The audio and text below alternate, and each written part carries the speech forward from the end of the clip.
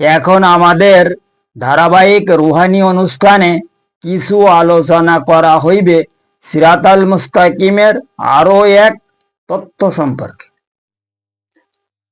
এবং উক্ত উল্লেখকৃত সেই তথ্য হইল সেই মহান আল্লাহ পাক এবং তাহার মহাপ্রিয় নবী পাক সালাতুসালামের সঠিক অনুসরণ তথ্য সম্পর্কে আমাদের আজকের পর্বে কিছু আলোচনা দলিল প্রমাণ সহ করা হইবে। কারণ উক্ত মহাকঠিন রুহানি বিষয়কে যদি সঠিকভাবে উপলব্ধি করা যায়, তবে বর্তমান জামানার প্রত্যেক মানব গোষ্ঠী সেই মহান আল্লাহ পাক এবং তাহার মহাপ্রিয় সেই মহান নবী পাক সালাতুসালামের অনুসরণ সম্পর্কে সঠিক উপলব্ধি সহ সিরাতাল মুস্তাকিমের হাকিকত সম্পর্কে আরো বহু এলেম অর্জন করার জন্য রুহানি হিসাব অনুযায়ী এবং বাতিনি তালিম অনুসারে অবশ্যই সক্ষম হইতে পারিবে ইনশাল্লাহ তাআলা। কারণ সেই মহান আল্লাহ পাক এবং তাহার মহাপ্রিয় সেই মহান নবী পাক সালাতুসালামের উক্ত মহাকঠিন অনুসরণ সম্পর্কে সেই মহান আল্লাহ পাক দুনিয়ার প্রত্যেক মানব গোষ্ঠীগুণকে সঠিক রুহানি হিসাব অনুযায়ী এবং বাতিনি তালিম অনুসারে সিরাতাল মুস্তাকিমকে ইশারা ফরমায়া তিনি খোদ ইরশাদ ফরমায়া ওয়ালাকাদ খালাকনাল ইনসানা ওয়ালা নালামু মাতুওয়াস উইসু বিহি নাফসাহু। অর্থাৎ সূরা কাফের 16 নম্বর আয়াতে সেই মহান আল্লাহ পাক ইরশাদ ফরমায়া, সেই মহান আল্লাহ পাক ইরশাদ ফরমায়া দুনিয়ার প্রত্যেক মানব গোষ্ঠীগুণকে তিনি খোদ সেই মহান বারে এলাহি ফরমায়া প্রত্যেক মানব গোষ্ঠীগুণকে আমি সৃষ্টি ফরমায়াছি এবং আমি তাহাদের নফসকৃত কুমন্ত্রণা সম্পর্কে খুব ভালোভাবে খোঁজ খবর রাখি। অর্থাৎ সূরা কাফের 16 নম্বর আয়াতে তিনি क्या फरमाया, ওয়ালাকাদ খালাকনাল ইনসানা ওয়া নালামু মাতুওয়াস উইসু বিহি নাফসাহু। এই উইসু বিহি নাফসাহু অর্থাৎ এই যে পবিত্র শব্দের মধ্যে উনি যে পবিত্র আয়াতের মধ্যে উনি যে শব্দকে ইউজ ফরমায়া মতলব প্রকাশ ফরমায়া উইসু, এই উইসু শব্দের অর্থাৎ তাহার এই পবিত্র শব্দের মানে হইল কি কুমন্ত্রণা। যে কুমন্ত্রণা আমাদেরকে আমাদের নফস আমাদের সিনার মধ্যে উপস্থিত থাকিয়া বিভিন্ন ভাবে দেওয়া হইতেছে। কাম, ক্রোধ, লোভ, হিংসা, মদ, মোহ, গীবাত, অহংকার ইত্যাদি বিষয় ও সবসময় কুমন্ত্রণা দিতে আছে। তাই তিনি ফরমায়া ওয়ালাকাদ খালাকনাল ইনসানা, এ সমস্ত ইনসানকে বলা হইতেছে। ওয়ানালামু মাতুওয়াস, মাতুওয়াস মানে এখানে তাদেরকে বিভ্রান্ত করে একদম মাতাল বানাই রেখেছে। মাতুওয়াস মানে তার কোনো আল্লাহ, রাসূল, দিন, দুনিয়া, আখেরাত সম্পর্কে কোনো খবর খোঁজ কিচ্ছু নেই। মাতুওয়াস উইসু, কোরআন শরীফের মধ্যে যে কোনো জায়গায় এই উই আর সু একসঙ্গে থাকবে, এখানে 100% নফসের কুমন্ত্রণা সম্পর্কে বলা হয়েছে। যেমন সূরা নাসের মধ্যেও এক জায়গায় বলা হয়েছে ইউ ওয়াস উইসু, লেকিন এখানে অধিকাংশ মানুষ, অধিকাংশ উলামায়ে সম্প্রদায় পড়ে আমি দেখেছি ইসু বিসু, ইয়ে একদম বিলকুল ভুল। এখানে অরিজিনাল ভাষা হচ্ছে উইসু। ওয়াও জেরে, ওকে নিচে যখন জের লাগে তখন ওখানে উচ্চারণ হবে উই। উই উই মানে এখানে নফসকে আল্লাহ পাক দেখাই দিচ্ছে। এই পবিত্র আয়াতের মধ্যে যে কাদ, কাদ শব্দকে সেই মহান আল্লাহ পাক ইরশাদ করেন, কাদ মানে নিশ্চয় বা অবশ্যই বা সঠিক, অর্থাৎ নফসকে মানব দেহের মধ্যে তিনি সঠিকভাবে প্রদান ফরমায়া, যে ব্যাপারে এই আয়াতে তিনি এই কাদ শব্দ মানে কে ইউজ ফরমায়। ওয়ালা কাদ খালাকনাল ইনসান, ইনসান তো খুব সুন্দর করে আমি বানাইছি, কিন্তু ওদের মধ্যে ওদের শত্রু হিসাবে ওদের নফসকেও রাখা হয়েছে। এখন এই নফসকে, এই নফসকে যদি কন্ট্রোল করা যায়, আর এই নফসের যে সময় আমরা ঠিক মতন পাইরবি করাতে পারিব আল্লাহ এবং রাসূলের, যে কারণে কোরআন শরীফের কোনো মোকামে তিনি ফরমায়া আমি জিন এবং ইনসানকে সৃষ্টি ফরমায়া আমার ইবাদত করার জন্য। এখন এই যে জিন আর ইনসান, জিন তো আমরা দেখিনি, অরিজিনালি আমাদের প্রত্যেকের মধ্যে 4 জন জিন বসবাস করে। এই লতিফায়ে নফসকে 4 জন জিনের রুহুকে ফানুস করিয়া, তাই লতিফায়ে নফসকে সেই মহান আল্লাহ পাক সৃষ্টি ফরমায়। এবং এই 4 জন প্রাণীর অর্থাৎ জিনের রুহুর যে নাম কোরআন শরীফে পরিষ্কারভাবে বলা রয়েছে, এবং তরিকাত জগতের বা যারা উলামায়ে সম্প্রদায় এনারা সবাই জানে অবশ্য। আমরা, লাবামা, মুলহিমা এবং মুতমাইনা, এই যে 4 জিনের আওলাদ, এরা আসলে এরা হইল অ্যাকচুয়ালি শয়তানের খলিফা। কারণ শয়তান খোদি জিন, আর ওর বংশধর এরা, আর ওদেরকে মানব দেহের মধ্যে যে সময় রাখা হয়েছে, এই নফসানি রুহুদের সমস্ত পরিচালনার দায়িত্ব আল্লাহ পাক ওই শয়তানের ওপরে মানে প্রদান ফরমায়। কারণ কি, এখানে অনেক কথা আছে, সে কথা আগে আমার অন্যান্য পর্বে করা আছে। মানে একটা কাঁটা যখন ঢুকে যায়, তখন ওই কাঁটাকে বাহির করার জন্য আরেকটা কাঁটার দরকার হয়, বা সুইয়ের দরকার হয়। সুইও তো একটা কাঁটা। ঠিক তদরূপ ব্যাপার এখানে আল্লাহ পাক মানে সৃষ্টির মধ্যে একটা রহস্য রেখেছে। সে রহস্যটা হচ্ছে কি, এই জিন সম্প্রদায় যে সময় তার সঙ্গে বেয়াদবি করিয়াছিলেন, এই বেয়াদবদের আদবে আনার জন্য ওদের নিজেদের মাধ্যমে পরিচালনা করিয়া তাদেরকে আদবে আনা হচ্ছে। মাঝখানে আদম আলাইহিস সালামের মতলব দেহ মোবারককে সৃষ্টি ফরমায়া, আর ওই দেহর মধ্যে ওই জিনির রুহুদেরকে প্রদান ফরমানো হচ্ছে। এ সম্পর্কে আমি আলোচনা করে রেখেছি এর আগে কোনো পর্বে। যাই হোক, এখন এই নফস, আমাদের মধ্যে যে লতিফায় নফস আছে, নফসকে যখন কন্ট্রোল করা যাবে, তখনই আমরা আল্লাহ এবং রাসূলের সঠিক অনুসরণ করিতে পারি। অনুসরণ এখন এই নফসকে কন্ট্রোল করার জন্য তো হুজুর পাক যে কারণে ফরমায়া না, দায়া নফসকা ওয়া তাআলা, তোমরা যদি প্রকৃত পক্ষে মুক্তি লাভ করিতে চাও, তাই নিজের নফসের সঙ্গে জিহাদ করো। কারণ নফসের সঙ্গে জিহাদ এই যে কত বড় কঠিন ব্যাপার, এই ব্যাপারে কোনো ব্যক্তি আসলে কল্পনা করতে পারে না। কারণ এই নফসের যে ব্যাপারটা কি বড় সাংঘাতিক ব্যাপার। নফস কোনো মতে মানুষের বাজ আসতে পারে না, মানুষ তাদেরকে নিজের বশে আনিতে সম্ভব নয়, যতক্ষণ পর্যন্ত ব্যক্তি কামেল মুর্শিদের ওসিলা গ্রহণ না করিবে। আল্লাহ পাকের সঠিক কামেল জাত ওলি কিংবা মুর্শিদ যখন এই নফসের ওপরে তাহার নজরে কিমিয়া শক্তির মাধ্যমে মতলব ফায়েজ নিক্ষেপ করবে, তখনই এই নফস কাবু হবে।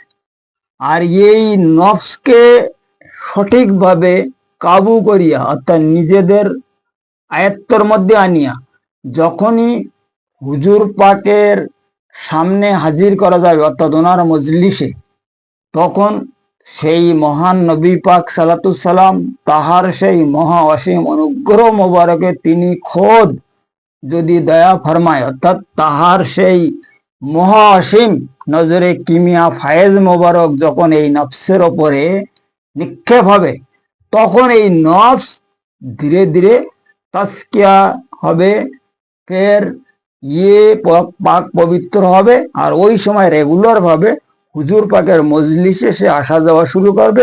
এইবার হুজুর পাকের মজলিসের থেকে তার এখান থেকে অনুসরণ শুরু হয়ে গেল। কথা বুঝে গেছে? এই অনুসরণ সম্পর্কে আল্লাহ পাক मतलब कुरान शरीफे आरो फरमाया कुल इन कुंतुम तुहिब्बुनाल्लाह फत्ताबिउनी युहिब्बुकुमुल्लाह। এই যে আয়াতে উনি ফরমায়া এই কারণে যে তোমরা তাহাকে প্রথমে অনুসরণ করো এবং তাহাকেই ফরমান হয় যে আপনি তাহাদেরকে ফরমায়া দিবেন। কারণ যতক্ষণ পর্যন্ত হুজুর পাকের ফায়েজ এই নফসের উপরে নিক্ষেপ না হবে, নফস কোনো সময়ের জন্য আমাদের কন্ট্রোলে আসবে না। যখন নফস আমাদের কন্ট্রোলে এসে যাবে হুজুর পাকের অনুগ্রহ দ্বারা, ওনার সেই অনুগ্রহ মোবারকে, তখন এই নফস ধীরে ধীরে একদম পুরো একদম খুব সুন্দর একজন ইনসান হয়ে যায়। এরপরে কলবের সিলসিলা চালু হয়ে যায়। তা কলবের সিলসিলা মানে প্রথমে নফসের মাধ্যমে হুজুর পাকের অনুসরণ শুরু হয়ে গেল। এইবার যে সময় কলবের সিলসিলা চালু হয়ে গেল, এরপরে কলবের সিলসিলা যেই চালু হয়ে গেল সেই আল্লাহর সঙ্গে সম্পর্ক শুরু হয়ে গেল। কারণ কলবের মোকাম হচ্ছে আলমে মালাকুত, এই মোকামে তো তার কোনো কাজই নেই। যখনই কলব তাসফিয়া হয়ে যায় সে আর এই মোকামে থাকে। নফসের তাজকিয়ার পরে যখন কলব তাসফিয়া হয়ে যায় তখন ও আপনা আলমে ওকে সামিল করানো হয়। আর নিজে নিজে হতে পারে না, না কোনো ব্যক্তি খোদ করাতে পারে। এখানেও মুর্শিদ কেবলার ও মানে সাহায্যের দরকার আছে। এবং হুজুর পাকের অনুগ্রহ মোবারকে হজরতে আদম আলাইহিস সালামের দপ্তরে মালাকুত মোকামে এই নফসকে অ্যাডমিট করা হয়। আর যে নফসকে প্রথমে অ্যাডমিট করা হয় এই নফসের নাম হইল কলবে সেলিম। আর এই কলবে সেলিম হইল মানব গোষ্ঠীর মুক্তি লাভের প্রথম স্তর। যখন এই কলবে সেলিম মানে প্রকাশ হয়ে যায় তখন ওই ব্যক্তি পুরো আকারে ইমানদার হিসাবে গণ্য হয়। কলবে সেলিমে ইমানদার হিসাবে গণ্য হয়ে যায়, তবে সে মানে মমিন হতে পারে না। মুমিন হওয়ার জন্য কলবে মুনিবির দরকার আছে। কারণ যেমন এই নফসের চারজন মতলব প্রাণী রয়েছে না, আমরা লাবামা মুলিমা মুতমাইনা, তা কলবেরও ঠিক তদরূপ চারজন প্রাণী রয়েছে। এনার হইল ফেরেশতা। একজনের নাম হইল কলবে সেলিম, একজনের নাম হইল কলবে মুনিব, আর একজনের নাম হইল কলবে শহীদ। আর যে অরিজিনাল যিনি মূল কলব, যে এই আমাদের সিনার মধ্যে সর্বসময় উপস্থিত থাকে, উনি কোনো বাইরে টাইরে বেরেন না। আর ওনার বাইরে বেরোনো কোনো যুক্তি আসে না। আর ওনার সম্পর্কে ওই কলব সম্পর্কে হুজুরে আকরাম সাল্লাল্লাহু সাল্লাম এক হাদিসে ফরমায়া যে কলমায়ে তৈয়ব একটা গাছের মতন, আর এর শিকড় থাকে মুমিন বান্দার কলবের অর্থাৎ সিনার মধ্যে, আর এর ডালপালা ও আসমানের ওপরে আরশ মহল্লা পর্যন্ত পৌঁছে যায়, তাই না? এই হইল মেন এই ওনার এই হাদিসের, ওনার যে পবিত্র বাণীর মূল মানে হইল এটা। কলবে সানোবার আমাদের এই সিনার মধ্যে উপস্থিত থাকে। সেলিম, মুনিব আর শহীদ এরা বাহিরে প্রকাশ হইয়া ধীরে ধীরে অতিক্রম করিতে থাকে। তাই হুজুরবাগ অন্য কোনো এক হাদিসে ফরমায়া যে আল্লাহ পাকের এমন কিছু মহান বান্দা রয়েছে যাহাদের দেহ এই দুনিয়ায় অবস্থান করে, কিন্তু তাহাদের দেহর মধ্যে অবস্থানকৃত যারা বসবাস করে কলব রুহু, তাহারা সেই মহান আল্লাহ পাকের আরশ মহল্লার ছায়ার নিচে সর্বসময় অবস্থান করে। এ প্রসঙ্গে সরকারে দু আলম পরিষ্কারভাবে এক হাদিসে ইরশাদ ফরমায়। এখন এই হইল মানে আল্লাহ এবং রাসূলের অনুসরণ করার একমাত্র হাকিকি তত্ত্ব, যেটাকে রুহানিয়াত বলা হয়। আর এই রুহানিয়াত শেখার জন্য প্রত্যেক ব্যক্তির সিরাতাল মুস্তাকিমের অবশ্য দরকার হয়। যতক্ষণ পর্যন্ত সিরাতাল মুস্তাকিমের মধ্যে সামিল না হইতে পারিবে, ততক্ষণ পর্যন্ত কোনো ব্যক্তি নিজের নফসকে কন্ট্রোল করিতে পারিবে না, বা নিজের রুহকে সবল সহ প্রকাশ করিতে পারিবে না। আর কোন সময়ের জন্য আল্লাহ রাসূলের অনুসরণ করা সম্ভব হবে, কারণ আমাদের ভিতরে সবসময় তো কুমন্ত্রণা দিতেই আছে না, যে কথা উনি এই আয়াতে পরিষ্কার ভাবে ইরশাদ ফরমায়া কালাম পাকের মধ্যে, যে ওয়ালাকাদ খালাকনাল ইনসানা ওয়া নালামু মা তুওয়াসউইসু বিহি নাফসাহু। এই যে সূরা কাফের মতলব কি বলে এটারে 16 নম্বর আয়াতে, সূরা কাফের 16 নম্বর আয়াতে পরিষ্কার ভাবে এই যে কথা আল্লাহ পাক ফরমায়া, এই কথা খুব সাংঘাতিক কথা। হুজুর পাককে খোদ এই ব্যাপারে পরে ফরমানো হয়েছে যে যাহাদের কলব আমার জিকির হইতে গাফিল রয়েছে, আপনি তাহাদের সহবতে কোন সময়ের জন্য বসিবেন না, বা তাহাদের থেকে আপনি অনেক দূরে থাকি। হুজুর পাককে ফরমানো হয়েছে এখানে পরিষ্কার। এই আয়াতের লাস্টে, এই আয়াত বড় আয়াতে, এই আয়াতের লাস্টে লেখা আছে ওয়ালা তুতে মানাগ ফালনা আন জিকিরিনা।